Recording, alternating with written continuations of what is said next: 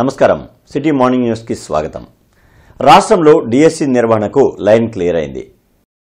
TET డిఎస్సీలను వాయిదా వేయాలంటూ సుప్రీంకోర్టులో petition దాఖలైంది. అభ్యర్థులు లేవనెత్తిన అంశాల్లో సరైన కారణాలు లేవని అభిప్రాయపడ్డ అత్యున్నత ధర్మాసనం పిటిషన్లను కొట్టివేసింది. దీంతో షెడ్యూల్ ప్రకారమే డిఎస్సీ నిర్వహించనున్నారు. 16,347 ఉపాధ్యాయ పోస్టుల భర్తీకి జూన్ 6 నుంచి జూలై 6 వరకు సీబీటీ విధానంలో ఎగ్జామ్స్ను నిర్వహించేందుకు ప్రభుత్వం చర్యలు చేపట్టింది. చంద్రబాబును విమర్శించి జగన్ తన ఉనికిని కాపాడుకునేందుకే ప్రెస్ మీట్ పెట్టారని ఎమ్మెల్యే నక్కా ఆనందబాబు ధ్వజమెత్తారు. మంగళగిరిలోని టీడీపీ కేంద్ర కార్యాలయంలో ఆయన మీడియాతో మాట్లాడారు. రాజధాని అమరావతి, పోలవరం ప్రాజెక్టులు బాగుపడుతూ ఉంటే జగన్ ఓర్వలేకపోతున్నారని విమర్శించారు. మైనింగ్ పాపాలకు ఆర్జులు వైఎస్ఆర్, జగన్ కాదా అని ప్రశ్నించారు. మైనింగ్ గురించి మాట్లాడతాడు, సిగ్గుండాలి మైనింగ్ గురించి మాట్లాడడానికి. మైనింగ్ పాపాలకు మొత్తం ఆద్యుడు నువ్వే. మీ తండ్రి ఉన్నప్పటి నుంచి వేసావు. ఓబులాపురం మైనింగ్ దగ్గర నుంచి ఇవాళ మీ అన్నయ్య జనార్దన్ రెడ్డి జైల్లో ఉన్నాడు. దానిలో కూడా నీ పాపం ఉంది. అక్కడి నుంచి చూస్తే నీ అధికారంలోకి వచ్చినాక ఏ విధంగా ఈ రాష్ట్రంలో కొండలు, గుట్టలు, ఇసుక, గ్రానైట్, సహజ వనరులన్నీ ఏ విధంగా దోచావో ప్రజలకు తెలుసు. నాశనం చేసి వదిలిపెట్టావు ఈ రాష్ట్రాన్ని. ఇంకా సిగ్గు లేకుండా మాట్లాడుతా ఉన్నాడు ఈ రోజు ప్రెస్ మీట్ లో. సూపర్ 6 హామీలు అమలు కాలేదని చెప్తున్నాడు. మొదటి సంవత్సరం నువ్వేం చేసావు అధికారంలోకి వచ్చినప్పుడు? ఈ రోజు చంద్రబాబు నాయుడు గారు 3,000 రూపాయలు 4,000 రూపాయలు చేసి పెన్షన్ మొదటి నెలలోనే ఏప్రిల్ నుంచి పెంచుతామని చెప్పి 7,000 రూపాయలు జూలై నెల 1వ తారీఖు పెన్షనర్లకు అందించి ఇలా భారతదేశంలో ఒక రోల్ మోడల్ గా నిలబడ్డాం. పెద్ద రాష్ట్రాల్లో కూడా ఇంత పెన్షన్ కోసం వెచ్చిస్తున్నటువంటి రాష్ట్రం లేదు. మాజీ ఎమ్మెల్సీ అధ్యాపక ఉద్యమ నేత ఎంజే మాణిక్యరావు శత జయంతి వేడుకలు గుంటూరులో జరిగాయి. ఉమెన్స్ కాలేజ్ సర్కిల్లో జరిగిన మాణిక్యరావు శత జయంతి వేడుకల్లో మాజీ ఎమ్మెల్సీ కెఎస్ లక్ష్మణరావు, జనచైతన్య వేదిక అధ్యక్షులు వల్లంరెడ్డి లక్ష్మణ్ రెడ్డి, ఆప్టా అధ్యక్షులు Mohan Rao, AC college principal Moses పాల్గొన్నారు. ఆయన విగ్రహానికి పూలమాల వేసి నివాళులర్పించారు. ఈ సందర్భంగా వారు మాట్లాడుతూ మాణిక్యరావు ఎయిడెడ్ పాఠశాల అభివృద్ది కోసం ఎనలేని కృషి చేశారని గుర్తు చేశారు. కానీ నేటి పాలకులు ఎయిడెడ్ పాఠశాలను చిన్నచూపు చూస్తున్నారని అన్నారు. మాణిక్యరావు జన్మించి 100 సంవత్సరాలు పూర్తి అయిన సందర్భంగా ఆయన శత జయంతి వేడుకలు ఆక్టా ఆధ్వర్యంలో నిర్వహిస్తామని తెలిపారు. ఈ కార్యక్రమంలో శంకర్రావు, శాస్త్రి, ఆక్టా సభ్యులు పాల్గొన్నారు.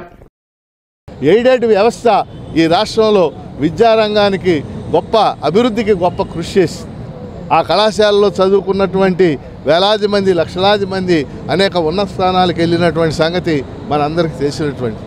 కానీ ఈరోజు ఎయిడెడ్ వ్యవస్థ నిర్వీర్యం అయిపోతున్నటువంటి పరిస్థితి ఏర్పడింది. ఏ పార్టీలు అధికారంలో ఉన్నప్పటికీ కూడా ఎయిడెడ్ వ్యవస్థలో పోస్టులు భర్తీ చేయలేదు. జీవో నెంబర్ 35 ఇచ్చారు. విద్యారంగాన్ని పెద్ద ఎత్తున ప్రైవేటీకరణ చేయటం కూడా మనం చూస్తూ ఉన్నాం. అందుకని ఈరోజు ఆయన శత జయంతి సందర్భంగా ఆయనకి నివాళులు అర్పిస్తూ ఖచ్చితంగా ఆయన ఆశయాలు సాధించడానికి ముందుకు తీసుకెళ్ళాలి. బడుగు బలహీన వర్గాల విద్యార్థులు చదువుకోవాలంటే ప్రభుత్వ కళాశాలలో, ఎయిడెడ్ కళాశాలలో కొనసాగాల్సినటువంటి అవసరం ఉంది. మాణిక్యరావు గారు ఏ ఆశయాల కోసం అయితే కృషి చేశారో దానికోసం మనందరం కూడా పాటుపడాలి. ఈ సంవత్సరం కాలం పాటు అంటే ఈ రోజు నుండి మే 23, 2026 వరకు కూడా ప్రతి నెల ఒక్కొక్క కార్యక్రమాన్ని చేపట్టి చివరి రోజు మే నెల 23వ తేదీ 2026వ తేదీన ఎయిడెడ్ సెక్టార్లో నిష్ణాతులైనటువంటి ఒక 100 మంది వ్యక్తులకి ఎంఏఎం లైఫ్ అచీవ్మెంట్ అవార్డ్స్ కూడా ఇవ్వాలని చెప్పి నిర్ణయం తీసుకున్నాం. ఖచ్చితంగా పెద్దలందరి సహకారంతో ఈ కార్యక్రమాన్ని ఈ సంవత్సర కాలం పాటు ఆ మహానుభావుని యొక్క శత జయంతి ఉత్సవాలని విఘ్నంగా నిర్వహిస్తామని చెప్పి మనవి చేసుకున్నాం. మరి ఈ రోజు నుండి ఈ సంవత్సరం పాటు ఎంజేఎం కమిటీ తరపున డిఫరెంట్ ప్రోగ్రామ్స్ రన్ చేస్తాం. కళాశాలని, విద్యావేత్తల్ని, మళ్ళా సోషల్ ఆర్గనైజేషన్స్ని అందరినీ కలుపుకొని సొసైటీకి ఉపయోగపడే విధంగా, విద్యార్థులకు ఉపయోగపడే విధంగా వివిధ కార్యక్రమాలు ఈ సంవత్సరం పాటు జరిగించడానికి కమిటీ నిర్ణయించడం జరిగింది. మరి దీనిలో తప్పనిసరిగా ఈ సంవత్సర కాలం కూడా మీడియా మిత్రులు మా అందరితోటి సహకరించాలని మనస్ఫూర్తిగా కోరుకుంటున్నాను. ప్రతి ఎమ్మెల్యే రేషన్ షాపుల నుంచి నెలకు 20 నుంచి 30 లక్షల రూపాయల వరకు దోచుకుంటున్నారని జన చైతన్య వేదిక అధ్యక్షులు వల్లంరెడ్డి లక్ష్మణ్ రెడ్డి ధ్వజమెత్తారు. రామన్నపేటలోని జనచైతన్య వేదిక కార్యాలయంలో రేషన్ బియ్యంలో అవినీతి పరిష్కారాలపై చర్చాగోష్ఠి జరిగింది. ఈ కార్యక్రమంలో అధ్యక్షులు వల్లంరెడ్డి లక్ష్మణ్ రెడ్డి, మాజీ ఎమ్మెల్సీ విల్సన్, రాష్ట్ర రేషన్ డీలర్ల సంక్షేమ సంఘం అధ్యక్షులు కాటా ఆంజనేయులు పాల్గొన్నారు. రాష్ట్రంలో రేషన్ బియ్యం మాఫియా కోట్లు దండుకుంటుందని వల్లంరెడ్డి లక్ష్మణ్ రెడ్డి మండిపడ్డారు. ప్రతి ఎమ్మెల్యే సంవత్సరానికి సుమారు 30 కోట్లు ప్రజాధనం దోచుకుంటున్నారని దుయ్యబట్టారు. ఈ దోపిడీని అరికట్టాలంటే పేదలకు నాణ్యమైన సన్నబియ్యం పంపిణీ చేయాలని సూచించారు. లేకుంటే ప్రతి కుటుంబానికి బియ్యం విలువకు సరిపోయిన ఫుడ్ కూపన్లు ఇవ్వడం ద్వారా వారికి అవసరమైన బియ్యం కొనుగోలు చేస్తారని అన్నారు. ఈ కార్యక్రమంలో సుబ్రహ్మణ్యం, బిల్లా సునీల్, పలు ప్రజా సంఘాల నాయకులు పాల్గొన్నారు. 15 కోట్ల రూపాయల ప్రజాధనాన్ని ప్రజలు ఉపయోగించుకోవాల్సిన బియ్యాన్ని వారు ఉపయోగించుకోనీయకుండా దాన్ని డబ్బు రూపంలో మార్చుకొని స్థానిక అధికార పార్టీ ఎమ్మెల్యేలు విపరీతంగా దోచుకుంటున్న పరిస్థితిని మనం ఇక కొనసాగనివ్వకూడదు. దీనికి ఫుల్ స్టాప్ పెట్టాలి. ఫుల్ స్టాప్ పెట్టాలంటే 2 మార్గాలు ఉన్నాయి. ఒక మార్గం సన్న బియ్యం, నాణ్యమైన బియ్యం ప్రతి వినియోగదారుడికి లభించేటట్టుగా చూడటం. రెండవ మార్గం ప్రతి కుటుంబానికి ఒక ఫుడ్ కూపన్ ఇచ్చి వాళ్ళకి ఎంత విలువైన బియ్యం ఇస్తున్నామో అంత విలువైన ఫుడ్ కూపన్ ఇస్తే వారు ఎక్కడికి వెళ్ళినా వారికి కావాల్సిన బియ్యం కానీ, గోధుమలు కానీ, చక్కెర కానీ, కందిపప్పు కానీ ఏమైనా తీసుకోవడానికి అవకాశం ఉంటుంది. కోవిడ్ వ్యాప్తి పట్ల ప్రజలు అప్రమత్తంగా ఉండాలని గుంటూరు ప్రభుత్వ ఆసుపత్రి సూపరింటెండెంట్ డాక్టర్ రమణ ఎస్ఎస్వి సూచించారు. గతంలో కరోనా వల్ల ప్రజలు తీవ్ర ఇబ్బందులు పడ్డారని, అలాంటి పరిస్థితులు రాకుండా ముందు నుంచి జాగ్రత్తలు పాటించడం మంచిదని చెప్పారు. గుంపులుగా ఉండే ప్రాంతాలకు వెళ్లేటప్పుడు మాస్కులు ధరించాలన్నారు. జలుబు, హై ఫీవర్ వస్తుంటే వెంటనే డాక్టర్లను సంప్రదించాలని తెలిపారు. రాష్ట్రంలో కోవిడ్ కేసులు నమోదవుతున్నందున ప్రభుత్వం ఇప్పటికే తగు మార్గదర్శకాలను సూచించిందని పేర్కొన్నారు. ఇప్పుడు కోవిడ్ ఏ రూపంలో వస్తుందో తెలియదు. వైజాగ్లో ఉంది, గుంటూరులో రావటం అది పెద్ద ఇది కూడా కాదు. ఎందుకంటే డిస్టెన్స్ అసలు ప్రాబ్లం కాదు. అందుకనే ఎవరైనా ఇతర దేశాల నుంచి వచ్చినా, లేకపోతే కేరళ, మహారాష్ట్రాలు నుంచి వచ్చినా, ఇప్పుడు వైజాగ్లో వచ్చింది కూడా ఇక్కడికి వైజాగ్ నుంచి వచ్చే వాళ్ళ ద్వారా రావచ్చు. కాబట్టి వైజాగ్ నుంచి వచ్చేవాళ్ళు ద్వారా వాళ్ళు జాగ్రత్తగా ఉండాలి. అట్లాగే అబ్జర్వ్ చేసుకుంటూ ఉండాలి. జలుబు, దగ్గు, సడన్గా హై టెంపరేచర్ రావటము, అలాగే అంతకుముందు తను ప్రార్థనా మందిరానికి వెళ్ళటమో లేకపోతే సమూహాల్లో ఉండటమో జరిగి ఉంటే డెఫినెట్గా గవర్నమెంట్ జనరల్ హాస్పిటల్ లాంటి దానికి వచ్చి ఇక్కడ టెస్టులు చేయించుకోవాలి.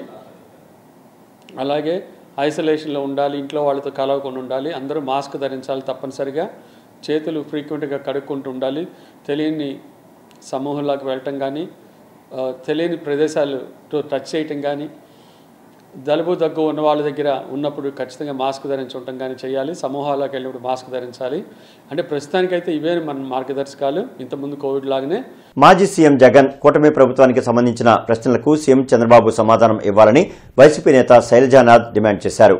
తాడేపల్లిలోని వైసీపీ కేంద్ర కార్యాలయంలో శైలజానాథ్ మీడియాతో మాట్లాడారు. కూటమి ప్రభుత్వం అధికార దుర్వినియోగానికి పాల్పడుతూ వ్యవస్థలను నిర్వీర్యం చేస్తుందని ధ్వజమెత్తారు.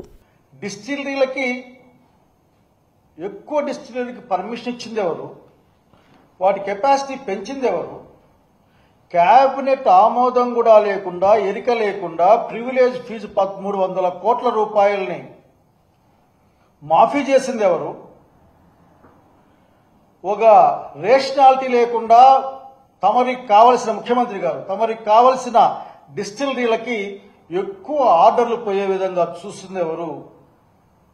దీనికి సంబంధించి మీరు మాట్లాడకపోయినా కీలకమైన అంశాలని బయటపెట్టారు. గోరంట్ల 183వ వార్డు సచివాలయంలో జిల్లా ఇన్ఛార్జి కలెక్టర్ ఏ భార్గవతేజ రైస్ కార్డు దరఖాస్తుల సర్వీసులను పరిష్కరిస్తున్న ప్రక్రియను పరిశీలించారు. జిల్లాలో రైస్ కార్డులకు సంబంధించి అందుబాటులోకి వచ్చిన నూతన కార్డుల మంజూరు, చిరునామాల మార్పు, కుటుంబ సభ్యుల చేర్పులు, విభజన, తొలగింపు, సరెండర్, అప్డేషన్ వంటి 7 సర్వీసుల దరఖాస్తులను నిర్దేశిత మార్గదర్శకాల ప్రకారం సక్రమంగా పరిష్కరించాలని జిల్లా ఇన్ఛార్జ్ కలెక్టర్ ఏ భార్గవతేజ సచివాలయ ఉద్యోగులను ఆదేశించారు. రైస్ కార్డుల సర్వీసులకు సంబంధించిన దరఖాస్తులను ఆన్లైన్లో నమోదు చేసిన వెంటనే సంబంధిత కుటుంబ సభ్యుల ఈకేవైసీ చేసి క్షేత్రస్థాయిలో పరిశీలించి సత్వరమే పరిష్కరించేలా రెవెన్యూ అధికారులు చర్యలు తీసుకోవాలన్నారు.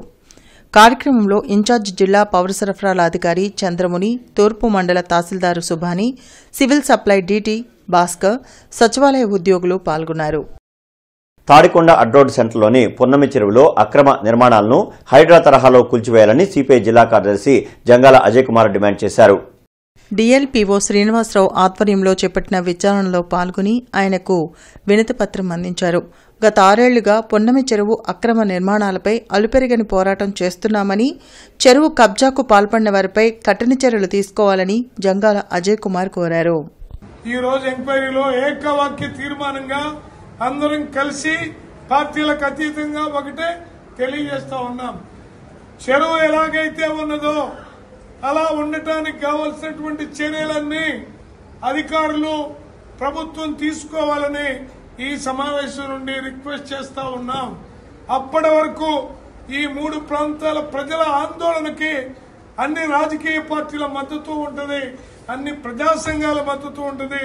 పొన్నమ్మ చెరువు అని అక్కడ బోర్డు పెట్టాల్సిందే, అక్కడ పెట్టిన బిల్డింగ్స్ అన్ని కూలగొట్టాల్సిందే, చెరువుగా ఉండాల్సిందే. బదిలీలు, ఉద్యోగోన్నతులు సంబంధించిన ప్రక్రియలో భాగంగా పాయింట్లు పొందగోరు ఉపాధ్యాయులకు గుంటూరు ప్రభుత్వాసుపత్రిలో ప్రత్యేక వైద్య శిబిరం నిర్వహించారు. ఉమ్మడి గుంటూరు జిల్లాలోని ప్రిఫరెన్షియల్, స్పెషల్ కేటగిరీ ఉపాధ్యాయులకు కలెక్టర్ ఆదేశాలతో గతంలో ఇలాంటి వైద్య శిబిరం ఏర్పాటు చేశారు. దాని తర్వాత open heart surgery, neuro surgery, ఇతర వ్యాధులతో బాధపడుతున్న వారికి మరోసారి ఈ స్పెషల్ క్యాంప్ ఏర్పాటు చేసినట్లు GGH superintendent doctor Ramana Yashasvi తెలిపారు. మన టీచర్స్ చాలా ఇంపార్టెంట్, టీచర్స్ అనేవారు ఈ సొసైటీలో చాలా ఇంపార్టెంట్. సో వారికి ఎలాంటి అసౌకర్యం కలగకుండా ఇక్కడ అన్ని ఏర్పాట్లు చేస్తూ వారికి కావాల్సిన సర్టిఫికెట్స్ ఇస్తూ వారికి ఇవాళ ఒక్కరోజు వినియోగించుకోవాలని టీచర్లందరూ కూడా విజ్ఞప్తి చేస్తున్నాను. మీకు స్పౌస్ ఫ్యాక్టర్ గురించి స్పౌస్కి కానీ, డిపెండెంట్స్ కానీ, చిల్డ్రన్కి కానీ ఎవరికైనా సరే ఏమైనా సమస్యలు ఉన్నప్పుడు అవి కూడా డాక్టర్ల దృష్టి తీసుకొచ్చి ఆ మార్గదర్శకాల ద్వారా, ఆ మార్గదర్శకాల నిర్దేశంలో మీరు ఆ సర్టిఫికెట్లు పొందాలని మరొకసారి కోరుతున్నాము. ఆంధ్రప్రదేశ్ ప్రజానాట్య మండలి ఆధ్వర్యంలో రాష్ట్ర స్థాయి పాటలు, కళారూపాల శిక్షణా శిబిరం ఈ నెల 26వ తేదీ వరకు మల్లయ్యలింగం భవన్లో జరగనుంది. కొత్తపేట మల్లెలింగం భవన్లో విఎస్కే హాల్లో జరిగిన రాష్ట్ర స్థాయి పాటలు, కళారూపాల శిక్షణ శిబిరంలో ఇప్టా జాతీయ కార్యదర్శి గని, ప్రజానాట్య మండలి అధ్యక్ష కార్యదర్శులు పెంచలయ్య, చంద్రనాయక్ పాల్గొన్నారు. ఈ సందర్భంగా వారు మాట్లాడుతూ సిపిఐ పార్టీ 100 వసంతాలు పూర్తి చేసుకుంటున్న సందర్భంగా ఈ శిక్షణ తరగతులు నిర్వహిస్తున్నామని చెప్పారు. నేడు సమాజంలో మతోన్మాదం, కులోన్మాదం పెరిగి సమాజాన్ని పాలకులు భ్రష్టు పట్టిస్తున్నారని మండిపడ్డారు. అందుకే దేశంలో ఎదుర్కొంటున్న సమస్యలను ఇతివృత్తంగా తీసుకుని పాటలు, స్కిట్లు తయారు చేసి ప్రజలను జాగృత పరిచేందుకు కళాకారులు సిద్దమవుతున్నారని వెల్లడించారు.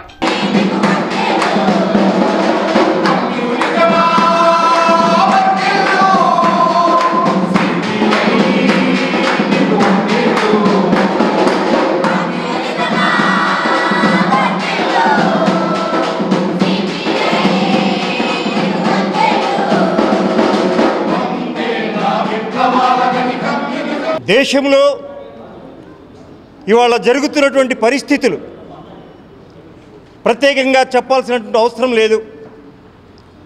ఈ పరిస్థితులన్నీ దృష్టిలో పెట్టుకొని ఇవాళ దేశంలో జరుగుతున్నటువంటి మతోన్మాద, కులోన్మాద పరిస్థితులు దేశ సమైక్యతను, సమగ్రతను విచ్ఛిన్నం చేయాలనేటువంటి పరిస్థితిలో ఇవాళ సమాజంలో కొన్ని శక్తులు ముందుకొస్తున్నటువంటి నేపథ్యంలో ప్రజల్ని చైతన్యవంతులు చేయటం కోసం ఆంధ్రప్రదేశ్ ప్రజానాట్య మండలి గుంటూరులో ఈ రోజు నుండి అనగా 23వ తేదీ నుండి 26వ తేదీ వరకు రాష్ట్రవ్యాప్తంగా ప్రజానాట్య మండలి శిక్షణా శిబిరం, ఆంధ్రప్రదేశ్ ప్రజానాట్య మండలి శిక్షణా శిబిరాన్ని నెలకొల్పడం జరిగింది.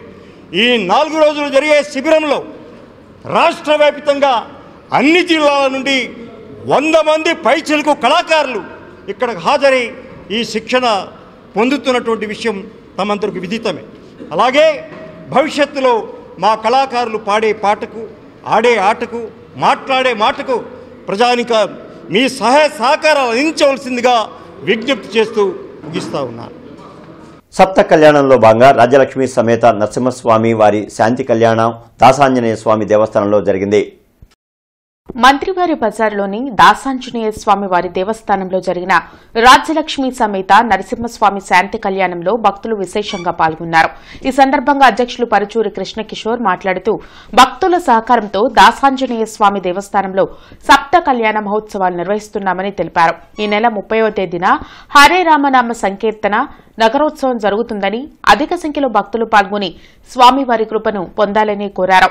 ఈ కార్యక్రమంలో కులిశెట్టి కాశీ విశ్వనాథం, నేరెళ్ల రాధారావు, భాస్కర్, శ్రీనివాసరావు తదితరులు పాల్గొన్నారు. దివ్య దేవాలయ సన్నిధానంలో సప్త కళ్యాణంలో భాగంగా రెండో రోజు శ్రీ రాజ్యలక్ష్మి సమేత నరసింహస్వామి వారి కళ్యాణం జరుగుతున్నది. శనివారము శ్రీనివాస శాంతి కళ్యాణం జరుగుతుంది. అలాగే 30వ తారీఖున అన్నదానం జరుగును. సాయంత్రము నగరోత్సవం జరుగును. ఈ కార్యక్రమంలో భక్తులందరూ పాల్గొని కార్యక్రమాన్ని విజయవంతం చేయవలసిందిగా ప్రార్థించుచున్నాము.